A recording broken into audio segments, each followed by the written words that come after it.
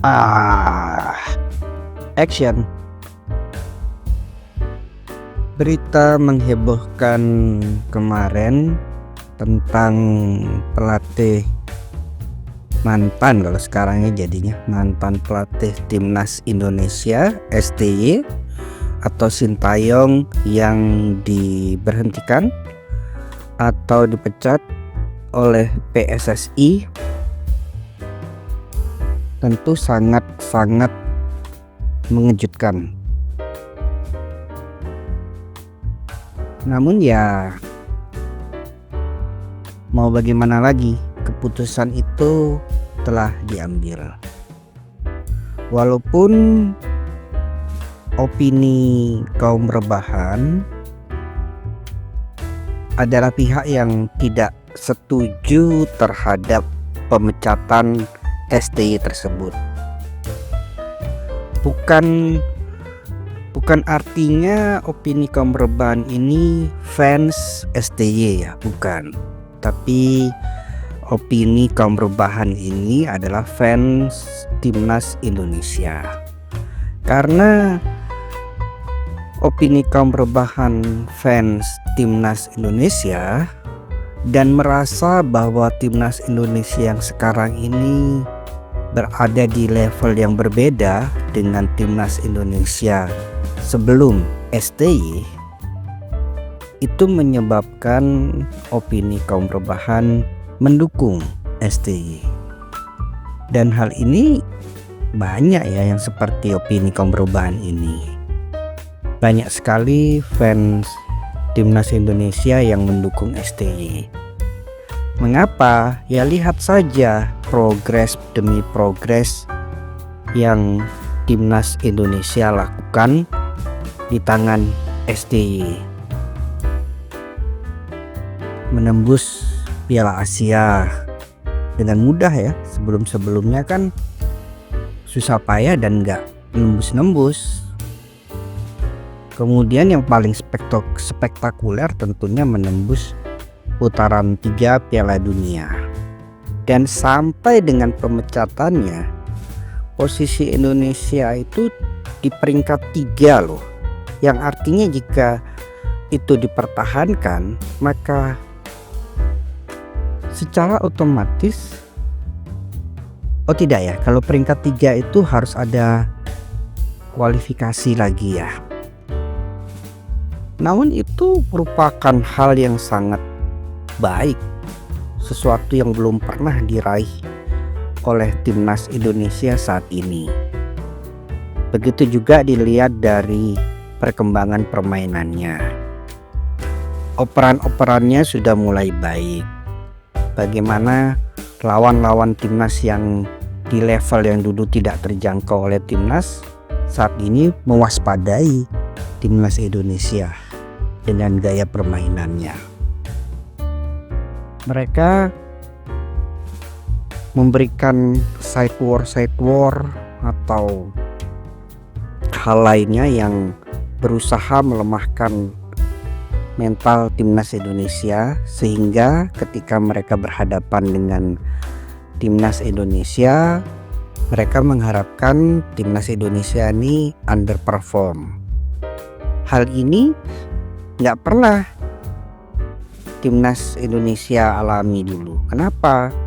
Karena mereka yakin pasti menang dengan timnas Indonesia tanpa harus melakukan apapun,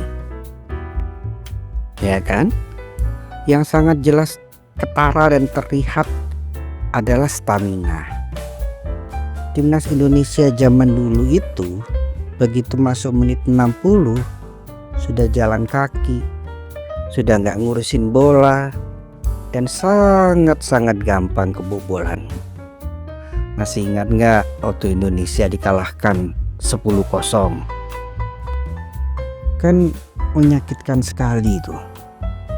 Sedangkan kalau sekarang, jangankan hanya 2 kali 45 menit, bahkan sampai perpanjangan waktu pun 2 kali 45 menit ditambah 2 kali 15 menit, masih luar biasa energi timnas Indonesia.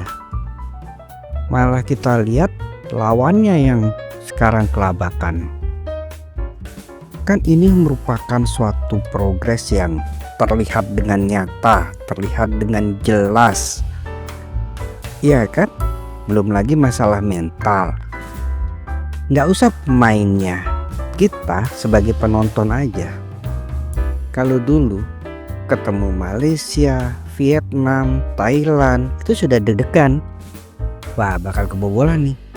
Wah, bakal kebobolan nih. Wah, bakal kalah nih. Iya kan? Nah, kalau sekarang jangankan bertemu Vietnam, Thailand, Malaysia. Kita bertemu Bahrain, Arab, Australia, kita punya semangat untuk menang. Menang kita nih. Menang nih kita nih. Menang nih kita nih. Iya kan? Nah, kita aja berbeda. Yang nonton ini berbeda. Apalagi pemain-pemain yang ada di lapangan. Pasti juga berbeda. Nah, ini kan progres-progres yang terlihat dengan jelas. Tapi ya begitulah, sekali lagi keputusan sudah diambil. Ya, kita hanya bisa menganalisa. Memang analisa lebih lanjutnya, Erick Thohir mengambil resiko yang terlalu berani. Akan sangat baik sebenarnya jika evaluasi, bahkan itu pemecatan STY, dilakukan setelah akhir periode. Dalam hal ini, setelah kualifikasi Piala Dunia itu berakhir. Seandainya Indonesia nggak lolos ke Piala Dunia dan saat itu dipecat, ya jauh lebih bagus. Alasannya jelas gitu kan. Nah, seandainya lolos, nah itu belum akhir periode lagi. Biarkan dulu STY melatih. Itu rekor yang sangat luar biasa loh buat timnas Indonesia jika bisa lolos sampai ke Piala Dunia. Erick Thohir dan STY akan menjadi legenda, duit tunggal yang meloloskan Indonesia ke Piala Dunia. Itu kayak iya kan? Nah, akhir Piala Dunia sampai peringkat berapapun nanti mau dipecat ya silahkan. Mungkin beberapa dari kalian mengatakan nggak masuk akal dong STY dipecat kalau sampai meloloskan Indonesia di Piala Dunia. Lah, buat opini kaum rebahan, pemecatan saat ini nih lebih nggak masuk akal dibandingkan jika STY dipecat selesai dia meloloskan Indonesia ke Piala Dunia. Karena itu kan akhir periode, jelas.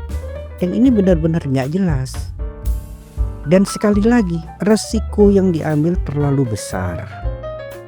Bagaimana jika nanti penggantinya gagal meloloskan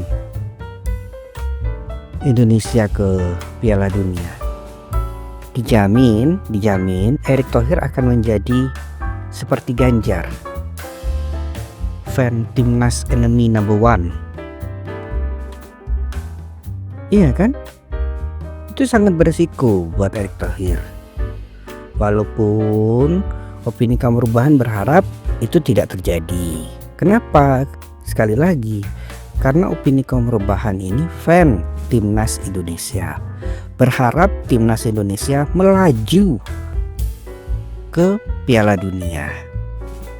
Semoga saja apa yang opini kaum rebahan takutkan, khawatirkan tidak terjadi. Ya, begitulah. Sekali lagi keputusan sudah diambil. STY sudah tidak lagi melatih timnas Indonesia. Kita doakan dan kita berharap pelatih yang menggantikan STY ini lebih baik, berhasil meningkatkan performa timnas Indonesia ke arah yang lebih baik lagi. Dan memang dari info atau gosip atau berita yang santer terdengar, penggantinya adalah Patrick Kluivert ya. Ini pada masa Patrick Kluivert menjadi pemain juga merupakan salah satu dari yang opini kaum rebahan favoritkan. Mainnya bagus, ketika di Ajax dia bagus, meraih gelar. Di AC Milan juga bagus, di Barcelona juga bagus. Jadi ini pemain bagus waktu dia menjadi pemain. Jauh lebih bagus daripada Sintayong ketika menjadi pemain. Namun ketika menjadi pelatih, nah ini membingungkan ya kalau menggantikan dengan Patrick Kluivert. Karena ketika menjadi pelatih, record STY jauh lebih baik daripada Patrick Kluivert. Belum lagi Patrick Kluivert ini sempat terkena skandal judi ya. Nah yang begini-begini kan harus dicermati ya. Memang sisi prosnya Patrick Kluivert ini kan warga negara Belanda, dan dia memahami sebagian besar pemain naturalisasi yang juga memiliki keturunan Belanda. Belum lagi diharapkan dia juga bekerja sama dengan Van Gaal. Van Gaal ini juga orang Belanda, sehingga nyambung ya. Jadi kayak ketika Arsene Wenger melatih Arsenal, jadi ada French connection, Prancis ya. Jadi kalau Patrick Kluivert ini diharapkan ada Holland connection. Ya semoga saja, sekali lagi semoga saja. Semoga keputusan yang terlalu berisiko yang Erick Thohir ambil ini membawa hasil yang baik, sehingga semua pihak terpuaskan dan tidak berdampak buruk bagi semua orang. Kita hanya bisa berdoa dan berharap timnas Indonesia semakin maju di tangan pelatih yang baru. Dan mengucapkan terima kasih buat Sintayong yang telah membawa timnas Indonesia ke level seperti ini, ke level tertinggi dalam sejarah. Dan semoga timnas Indonesia semakin terbang tinggi dan terbang lebih tinggi lagi. Ya sudah, itu dulu. Mau rebahan lagi ya.